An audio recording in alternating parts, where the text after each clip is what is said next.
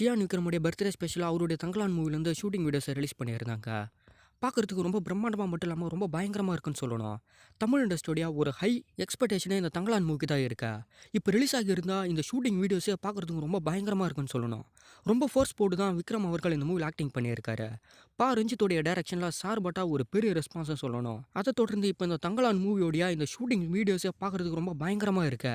கிட்டத்தட்ட தமிழ் இண்டஸ்ட்ரியோடைய ஒரு high level மூவியாக இந்த மூவி இருக்க போதுன்னு நினைக்கிறேன். என்னடா சாமி அப்படின்ற அளவுக்கு இந்த மூவியில் கேரக்டர் வடிவமைச்சிருக்காங்களே, அந்த அளவுக்கு பார்க்குறதுக்கு ரொம்ப வெறித்தனமாக இருக்கு. கேஜிஎஃப்ல இருக்க ஒரு குறிப்பிட்ட மக்களுடைய ஹிஸ்டரியை மெயினாக வச்சு தான் இந்த மூவி மேக் பண்ணியிருக்காங்களே.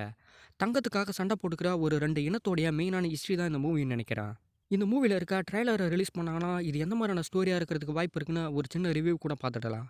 இருந்தாலும் விக்ரமுடைய ஆக்டிங்கை பற்றி நமக்கு நல்லாவே தெரியும். ஆனால் இந்த மூவியில் அவரே டாமினேட் பண்ணுற அளவுக்கு ஒரு பயங்கரமான ஸ்க்ரீன் பிளேவை ரஞ்சித் அவர்கள் அமைச்சிருக்காருன்னு நினைக்கிறேன்னு.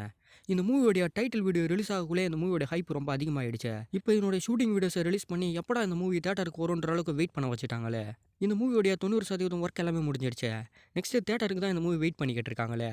ஜூனோடைய 28க்கு இந்த மூவி தேட்டருக்கு வரதுக்கு வாய்ப்பு இருக்குன்ற மாதிரி நிறைய அப்டேட் போய்கிட்டு இருக்கா. கன்ஃபார்ம் ரிலீஸ் டேட்டை ரிலீஸ் பண்ணுவாங்கன்னு நினைக்கிறேன்.